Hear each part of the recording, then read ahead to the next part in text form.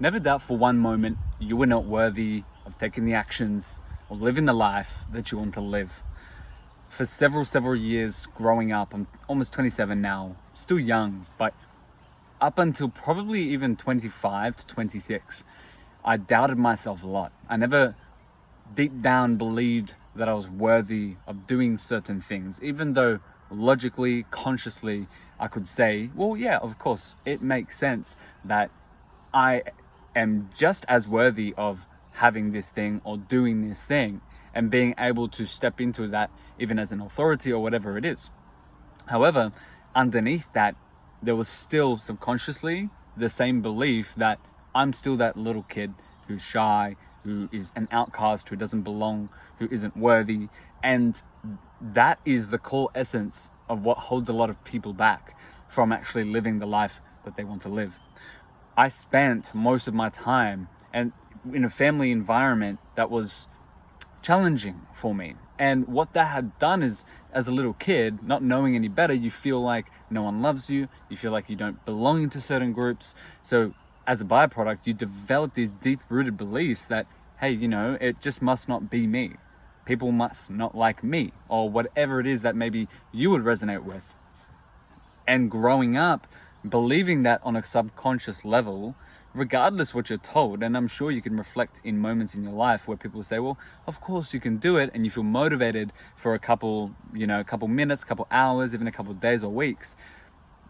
You end up going back to the baseline belief.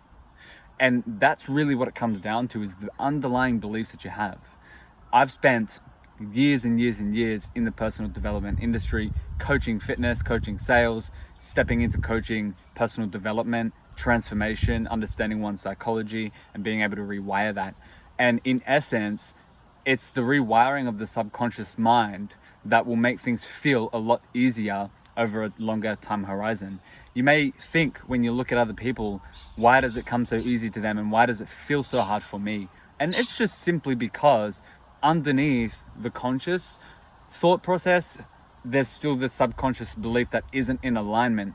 And it's until you are able to rewire that things will feel easier. And that is why for some people, it doesn't seem so hard for them to do certain things, is because it's almost habitual. Their belief systems line up. They don't get in their own way. And it took me over 10 years to truly do that. Like, register it, actually understand, stop seeking external solutions to make me feel better, but to start looking internally to recognize the dynamic of why I truly felt that way, and to even recognize that they were false beliefs.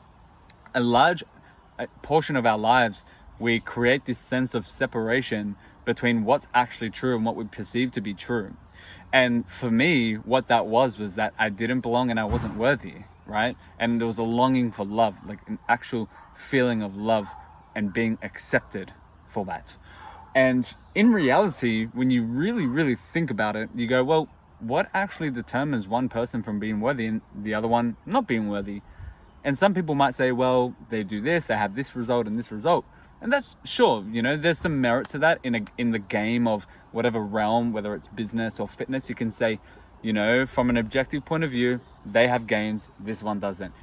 But from a personal point of view, the ability to go ahead and do that, it shouldn't actually get in the way of your sense of self-belief to be able to do it. Just because someone doesn't have an external result doesn't mean they aren't worthy or capable of being able to create the result. We have the opportunity to do so. So what happens is people compare external results with their internal sense of self-esteem. But in reality, we all think, we all have our body, our spirit, and we are all cut from the same piece of fabric. Meaning, we are all, if you zoom out for a car, for example, you look at it and you go, well, that's a car. But then if you zoom into the car, you go, well, there's wheels, there's nuts, there's bolts, there's the engine, there's the battery, and there's this sense of separation because you go, well, they're all individual parts. But if you zoom out large enough, you go, well, it's just a car. And that's one of the universal laws, which is all is one and one is all. And you can look at that concept like us. All is one and one is all. The illusion of separateness from each other, that hey, this person looks different, this person talks different, but in reality we're all from the same place. And that of course depends on your spiritual belief, but I truly do believe that for me personally, that is how I live my life.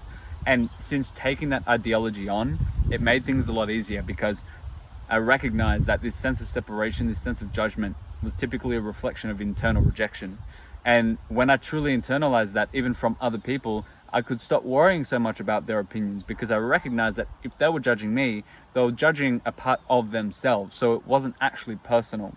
And vice versa, if I was judging people, I knew it's because I was judging a part of myself as a projection onto that person.